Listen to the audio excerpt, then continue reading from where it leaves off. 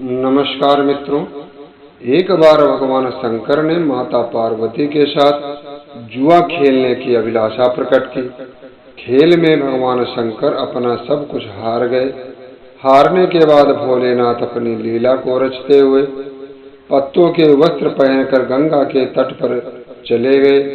कार्तिकेय जी को सब सारी बात पता चली तो वह माता पार्वती के समस्त वस्तुएं वापस लेने आए। इस बार खेल में पार्वती जी हार गई तथा कार्तिकेय शंकर जी का सारा सामान लेकर वापस चले गए। इधर पार्वती भी चिंतित हो गई कि सारा सामान भी गया तथा पति भी दूर हो गए। पार्वती जी ने अपनी व्यथा अपने प्रिय पुत्र गणेश को बताई तो मात्र भक्ति गणेश जी स्वयं खेल खेलने भगवान शंकर जी के पास पहुंच गए। गणेश जी जीत गए तथा लौटकर अपनी जीत का समाचार माता को सुनाया। इस पर पार्वती बोली कि उन्हें अपने पिता को साथ लेकर आना चाहिए था। गणेश जी फिर भोलेनाथ की खोज करने निकल पड़े। भोलेनाथ से उनकी भेंट हरिद्वार में हुई।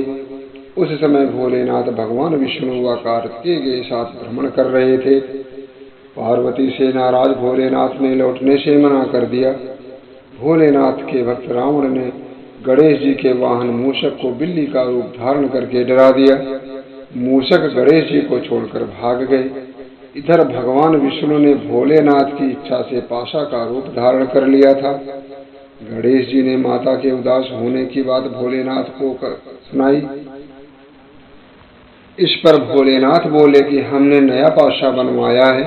अगर तुम्हारी माता पुनः खेल खेलने को सहमत हो तो मैं वापस चल सकता हूँ।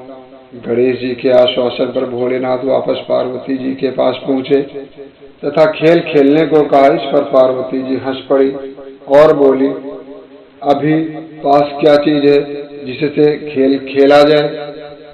यह सुनकर भोलेनाथ चुप हो गए। इस पर नारद जी ने अपनी वीणा आदि सामग्री उन्हें दे दी। इस खेल में भोलेनाथ हर बार जीतने लगे। एक दो पासे फेंकने के बाद गणेश जी समझ गए तथा उन्होंने भगवान विष्णु के पास रूप धारण करने का रहस्य माता पार्वती जी को बता दिया। सारी बात सुनकर पार्वती जी को क्रोध आ गया। रावण ने माता को समझाने का प्रयास किया पर उनका क्रोध शांत नहीं हुआ तथा क्रोधवश उन्होंने भोलेनाथ को श्राप दे दिया कि गंगा की धारा का बोझ उनके सिर पर सदैव ही रहेगा।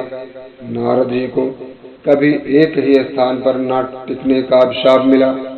भगवान विष्णु जी को श्राप दिया कि यही रावण तुम्हारा शत्रु होगा तथा रावण को श्राप दिया कि विष्णु ही तुम्हारा विनाश करेंगे और कार्तिकेय को भी श्राप दिया। माता पार्वती ने हमेशा बाल रूप में रहने का श्राप दे दिया।